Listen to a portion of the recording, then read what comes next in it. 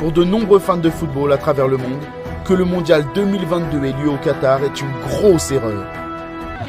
Ça te fait rire, Gianni? Non. Eh bien, ça devrait pas.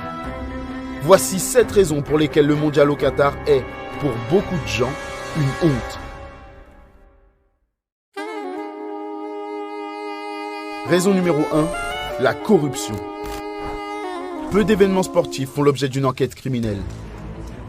Et compte tenu des enjeux d'argent et de pouvoir liés à l'affaire, il y aurait de quoi déconcerter même Sherlock Holmes. Permettre au Qatar d'héberger la Coupe du Monde est le scandale qui a mis la FIFA à genoux. D'après le Wall Street Journal, nombreux des anciens du comité ont été impliqués dans des scandales de corruption. Certains ont même été filmés en train d'accepter des pots de vin. Les sanctions étaient lourdes. Parmi les plus connus d'entre eux, l'ancien président de l'UEFA et légende du football français, Michel Platini. Il a été incarcéré en début d'année au cours d'une enquête criminelle liée à l'attribution de l'organisation du mondial au Qatar. Les tenues rayées lui vont bien, c'est vrai. Mais il y a quand même des limites. Trop, c'est trop. Raison numéro 2, violation des droits de l'homme. Plus de 2000. C'est le nombre d'ouvriers morts au Qatar entre 2012 et 2018, d'après le Guardian. Le gouvernement qatari ne veut même pas enquêter sur les causes de ces décès. Les décès étant attribués le plus souvent à une crise cardiaque ou à des causes naturelles. Certaines personnes ont mis en parallèle les conditions de travail des ouvriers à de l'esclavage moderne. Il suffit de voir ce qu'Amnesty International a dit en 2016. Most of the workers are from relatively poor backgrounds. They're looking for a good job so that they can send money home to their families. That's a story you hear all the time in Qatar.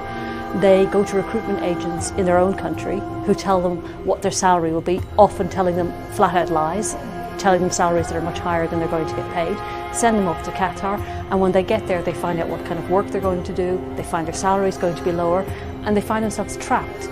Because if they try to leave, either they're prevented from doing so, or by their employer, who often take their passports, and all of the men we met had their passports confiscated. Or they're afraid to leave because they have big debts back at home and they're afraid to go home without paying them. Bien que des progrès aient été faits, on est encore loin du compte en matière des droits de l'homme.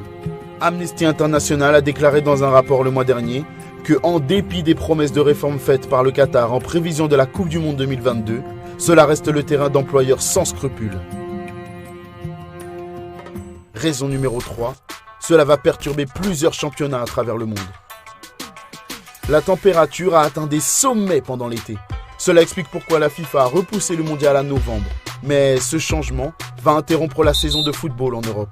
Cela veut dire que les joueurs des meilleurs clubs n'auront que peu de répit avant et après le tournoi. Personne ne sait comment les ligues, les clubs ou les joueurs vont réagir. Les droits télévisuels forceront-ils les joueurs à enchaîner les matchs? Les stars du foot vont-elles se la couler douce pour éviter les blessures?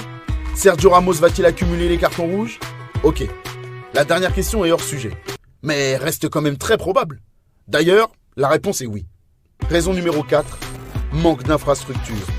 La plupart des Coupes du Monde se déroulent dans des stades mondialement connus. Le Qatar est censé pourvoir des stades de cette envergure. Le problème, ils sont encore en construction. Non seulement ils n'ont pas de stade, mais en plus, le pays n'a pas encore de système ferroviaire pour rallier les villes hautes. Un problème inquiétant qu'on espère que le Qatar saura régler. Raison numéro 5, le prix. Beaucoup de fans donneraient n'importe quoi pour se rendre à la Coupe du Monde. Lorsque le Pérou a participé au mondial en Russie, les fans ont fait tout ce qu'ils pouvaient pour y assister. Certains ont vendu leur voiture, dormi dans la rue. L'un d'eux a même pris 23 kilos pour obtenir un billet spécial. L'aller-retour pour le Qatar n'est pas donné. Sans parler du prix du logement. Cela signifie qu'au final, beaucoup de fans se contenteront de rester chez eux, devant leur télé. Ce qui nous amène à un autre problème. Raison numéro 6, des stades vides. Les stades seront-ils pleins lors des matchs? Le Qatar était l'hôte du championnat du monde d'athlétisme en octobre 2019. Et leurs stades ont fait la une.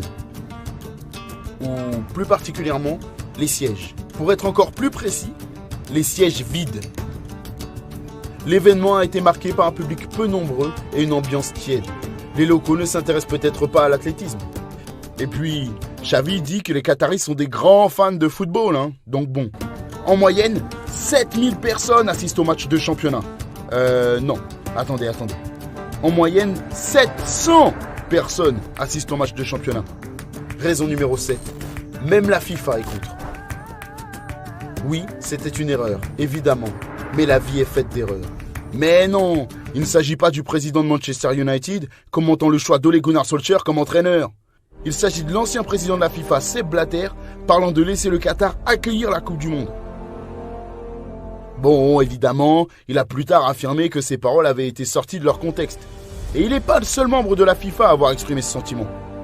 Theo Zwanziger, membre du comité exécutif de la FIFA, a affirmé que la solution idéale serait d'annuler le mondial.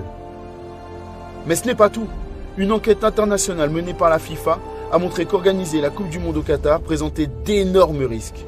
Et vous, qu'en pensez-vous? Dites-le nous dans les commentaires.